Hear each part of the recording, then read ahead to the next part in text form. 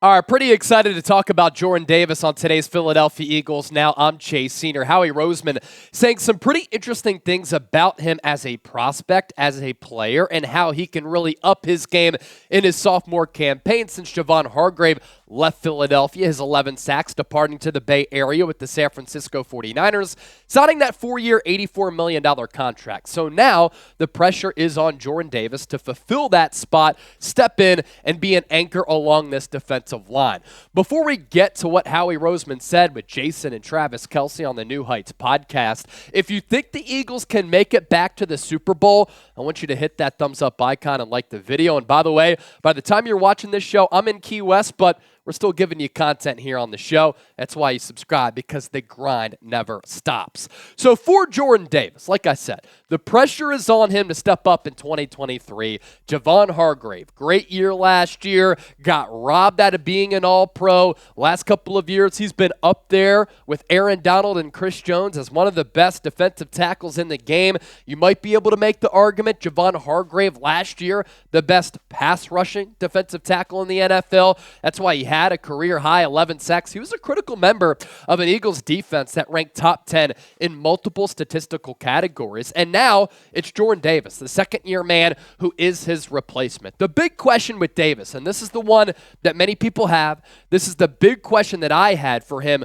coming out of Georgia from that national championship, heading into year one and in the NFL draft, because of his size. Can he be a three-down player, or is he just a two-down player? Can he rush the passer, or is he just a stout run stopper at defensive tackle who's kind of that old-school nose tackle like an Albert Hainsworth? Well, Howie Roseman, to the critics saying that he wasn't worthy for being that pick at number 13, he said, why? I don't understand it. And also, he talked about the fact that Davis can be a three-down player. We'll get to those quotes. But first, you look at Jordan Davis and what he did last year in 225 total snaps. The difference between pass rush snaps and against the run was pretty much 50-50 looking at the numbers. Solo tackles only 14, 0 sacks, 8 hurries, 8 pressures. I'm not sure he's ever going to be a sack artist, but obviously you lose Hargrave and his 11 sacks. You want to make up for that production a little bit. The acquisition of Kentavious Street can help in that category a little bit. Fletcher Cox had 7 last year. I think Milton Williams could surprise a lot of people, but there's no doubt Jordan Davis has to show off a little bit more, and will he be able to do that with a larger snap load? His Pro Football Focus grades, pretty solid for a rookie, but of course that third category here does have to get better in terms of the pass rush. An overall grade of 59.4 according to PFF, but run defense grade, 71.8. Overall grade, 71.4. Really with Jordan Davis, this is the conversation that you really have to have. I'm not sure he's ever going to be a statistical beauty, right? But it's his impact on the football field that you cannot overshadow. Why is that? Because on the stat sheet, it doesn't account for him getting double-teamed. And if he's getting double-teamed at defensive tackle, what does that mean?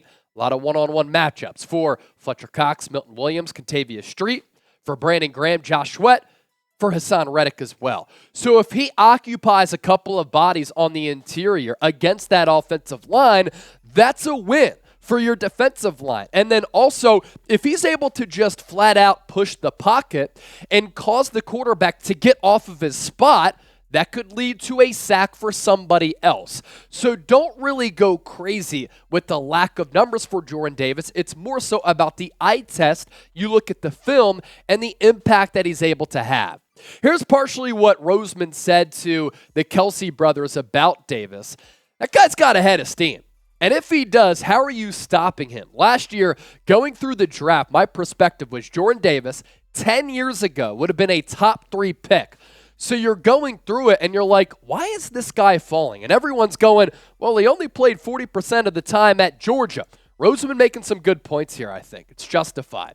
The guy won the Lombardi and the Outland trophies. He was top 10 in Heisman Trophy voting as a defensive tackle with the best defense in the country that won the national championship game. So you're going, what are we missing? This guy's a freak show athlete. What are we missing? Good character? Yeah, he was a captain at Georgia. Unbelievable personality. So you're going, what is going on here? And it's like, oh, he can't play on third down. To me, it was a situation where it's like, why is he playing 40 to 50% of the plays? Well, really, you look at the games that Georgia was in last year. Georgia was winning 42-7 in the third quarter, most of those games, and they were smart. They have all these five-star recruits, and we've got to get these guys here so that we don't lose them a year from now when Jordan leaves. And in the close games, in the national championship games, he's playing 60% of the plays. So when I look at that, I'm going, man, that's an opportunity right there. And Howie Roseman certainly sees the opportunity. That's why he traded up in the NFL draft, in addition to trading for A.J. Brown in what was a very eventful night one for Philadelphia. By the way, we'll be going live for the first round of the NFL draft. Hopefully it's just as eventful, either with the Eagles making picks, trades, or those super chats coming in, or a combination of all of them. So take a guess.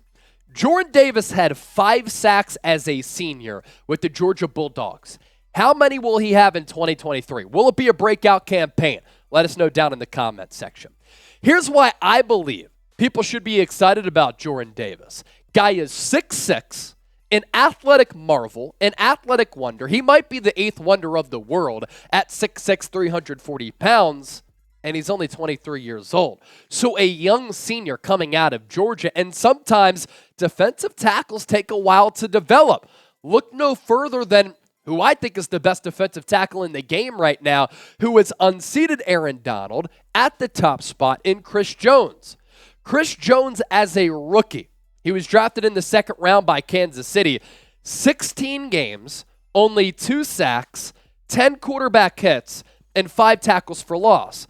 So if you're looking at Jordan Davis in year one, it's not like Chris Jones did a lot as a rookie, right? The production really wasn't there.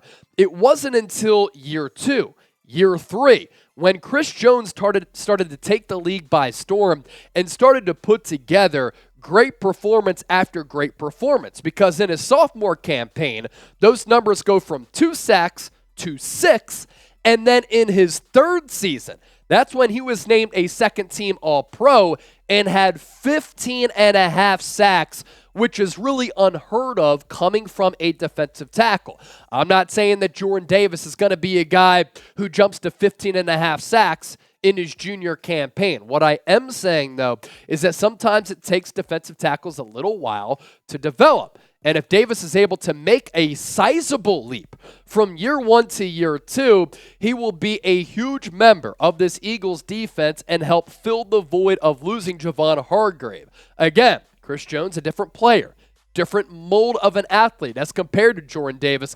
But at 6'6" and at that size, this guy can take over football games, and Howie Roseman believes that he will be able to do just that. So if you're pumped up for Jordan Davis, type his jersey number down in the comment section. The dude is fun to root for, right? You don't see a lot of guys who take up that much real estate, both in terms of girth, I know you're going to love that word, and with height, but also the dude has a massive smile as well. So type those 90s down below. Appreciate y'all for watching. A little bit of a different stylistic show today, but we're built different. That's what we do. We're not limited to anything.